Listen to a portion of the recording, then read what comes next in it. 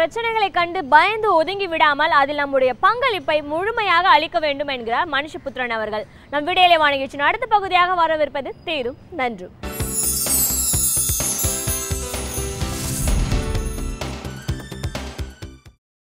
வணக்கம் நண்பர்களே, இன்னும் ஒரு இனிய காலை பொழுதில் தீதும் நன்றும் நிகழ்ச்சியில் உங்களை சந்திப்பதில் மிக்க மகிழ்ச்சி அடைகிறேன்.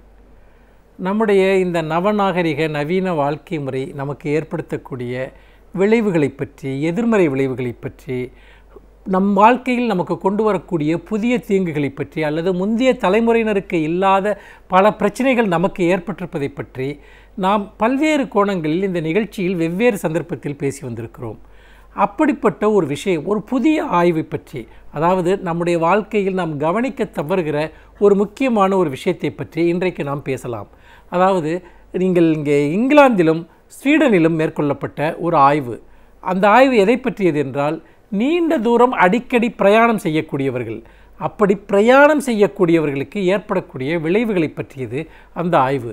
பொதுவாக இன்றைக்கு ஒரு பொருள் ஈட்டுவதற்காகவும் அல்லது வேறு பல விதமான சமூக பொருளாதார சூழ்நிலையின் காரணமாகவும், கல்விக்காகவும், வேறு பல தொழில் நிமித்தமாகவும் நிறைய பேர் இடைவிடாமல் பிரயாணம் செய்து கொண்டிருக்கிறார்கள். மிக நீண்ட நாட்களுக்கு அவர்கள் பிரயாணங்களில் இருக்கக்கூடியவர்களை நாம் பார்த்திருக்கிறோம். அது மட்டுமல்ல, அடிக்கடி நாடுகளை விட்டு நாடுகளுக்கு செல்லக்கூடியவர்கள், மாநிலங்களை விட்டு மாநிலங்களை செல்லக்கூடியவர்கள், நீண்ட தூர பிரயாணங்களை மேற்கொள்ளக்கூடியவர்கள் என்றெல்லாம் நிறைய பேருடைய வாழ்க்கையில் இந்த பிரயாணம் என்பது அவர்கள் வாழ்க்கையினுடைய முக்கியமான அங்கமாக மாறிவிட்டது. இதை பற்றித்தான் ஸ்வீடனிலும் இங்கிலாந்திலும் ஒரு பெரிய ஆய்வை மேற்கொண்டார்கள். இப்படி நிறைய நேரம் பிரயாணம் செய்பவர்களுடைய பிரச்சனைகள் என்ன, அவர்களுக்கு என்ன விதமான விளைவுகள் ஏற்படுகின்றன என்பதை பற்றியது அந்த ஆய்வு. அதில் தெரிய வந்த விஷயங்கள் என்பது உண்மையில் கவலை தரக்கூடியதாக இருந்தன. உதாரணமாக, அடிக்கடி பிரயாணம் செய்யக்கூடியவர்கள் நரம்பியல் சார்ந்த நோய்களுக்கு சுலபமாக ஆட்படுகிறார்கள் என்பதை அந்த ஆய்வுகள் சுட்டிக்காட்டுகின்றன. அதாவது தூக்கமின்மை என்கிற பிரச்சனை என்பது அவர்களுக்கு இருப்பதாகவும், அதிகமாக தன்னை வருத்தி கொள்ள வேண்டிய அல்லது ஒரு குறிப்பிட்ட நிலையில் அவர்கள் தொடர்ந்து தன்னுடைய உடலை இறுக்கமாக வைத்து கொள்ள வேண்டிய சூழல் காரணமாகவும், உடல் பயிற்சி போன்ற விஷயங்களை அவர்கள் முறையாக மேற்கொள்ள முடியாத, முறையான உணவு பழக்க வழக்கங்களை வைத்து கொள்ள முடியாத, நேரத்திற்கு சாப்பிட முடியாத, இப்படி பல்வேறு பிரச்சனைகளின் காரணமாக நிறைய நேரம் பிரயாணம் செய்து கொண்டே இருப்பவர்கள் கடுமையான உடல் சார்ந்த பிரச்சனைகளை விரைவிலேயே சந்திக்க தொடங்குகிறார்கள் என்பது அந்த ஆய்வினுடைய முக்கியமான ஒரு முடிவாக இருக்கிறது. இதை நாம் தொடர்ச்சியாக பிரயாணம் செய்யக்கூடிய பலருடைய வாழ்க்கையிலுமே கூட நாம் யதார்த்தமாக இந்த விஷயத்தை நாம் பார்க்கலாம். அதாவது தொடர்ச்சியாக பிரயாணம் செய்கிற போது நம்முடைய ஒரு ரொட்டீன் என்று சொல்லக்கூடிய அந்த வாழ்க்கை முறையில் இருக்கக்கூடிய பல விஷயங்கள் சீர்குலைந்து போய்விடுகின்றன. அதை எப்படி நம்மால் மீட்டுக்கொள்வது என்று கூட நமக்கு தெரியவில்லை. அந்த அளவிற்கு அந்த பிரச்சனைகள், அதாவது நம்முடைய வாழ்க்கை முறையினுடைய அந்த பழக்க வழக்கங்கள் முற்றாக மாறிவிடுகின்றன. இதில் கவனிக்க வேண்டிய முக்கியமான இன்னொரு விஷயம் என்பது, இது போன்ற நிறைய பிரயாணங்களில் ஈடுபடக்கூடியவர்களுடைய முக்கியமான பிரச்சனை தனிமை உணர்ச்சி என்பது. மிக கடுமையான தனிமை உணர்ச்சிக்கு அவர்கள் ஆட்படுகிறார்கள் என்று அந்த ஆய்வு சுட்டிக்காட்டுகிறது. அந்த தனிமை உணர்ச்சியின் காரணமாக ஒரு அதீதமான குடிப்பழக்கம் அல்லது வேறு சில விஷயங்களை தேடிச் செல்வது அல்லது ஒரு விதமான தூக்க மாத்திரைகளை பயன்படுத்துவது என்றெல்லாம் பல்வேறு பிரச்சனைகளுக்கு இப்படி இந்த அதிகமாக அடிக்கடி பயணம் செய்யக்கூடியவர்கள் ஆட்படுகிறார்கள் என்பது ஒரு முக்கியமான ஒரு கண்டுபிடிப்பாக அந்த செய்தியில் இருக்கிறது.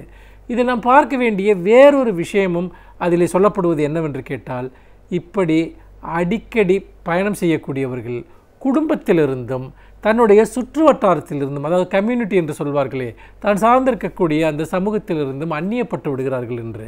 அதாவது நீங்கள் அது போன்ற விஷயங்களில் ஈடுபடக்கூடியவர்கள் வழக்கமான குடும்ப நிகழ்ச்சிகளில் கலந்து கொள்வது அல்லது நண்பர்களை சந்திப்பது, இது போன்ற விஷயங்கள் எல்லாம் வெகுவாக குறைந்து போய்விடுகின்றன.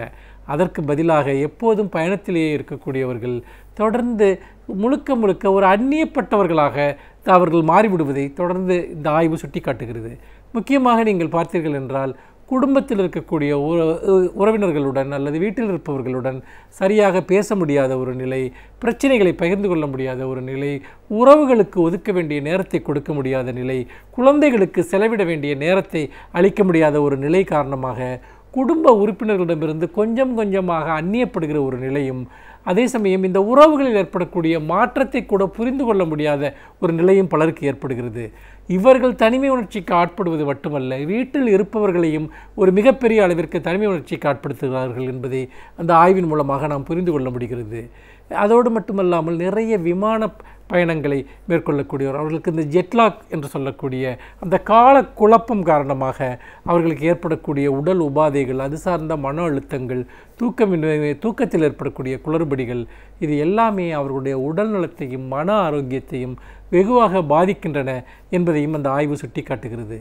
இதன் வழியாக நாம் பார்க்கக்கூடிய ஒரு விஷயம் என்னவென்றால், நாம் வாழ்க்கையில் அடையக்கூடிய வெற்றிகளுக்காக அல்லது வாழ்க்கையில் நாம் புதிய சந்தர்ப்பங்களை தேடிச் செல்வதற்காக நாம் கொடுக்கக்கூடிய விலை என்பது மிகப்பெரியதாக இருக்கிறது என்பதுதான். இன்னும் சொல்லப்போனால் நிறைய, அதாவது இரவு நேர பணி செய்யக்கூடியவர்கள், அதே போல் இன்னும் வெளியூர்களுக்கு அடிக்கடி போய் திரும்பக்கூடிய பணிகளை செய்யக்கூடியவர்கள், நாம் எல்லாமே இந்த பொருள் சார்ந்த தேவைகளுக்காக நாம் இது போன்ற விஷயங்களை நாம் நியாயப்படுத்திக் கொள்கிறோம்.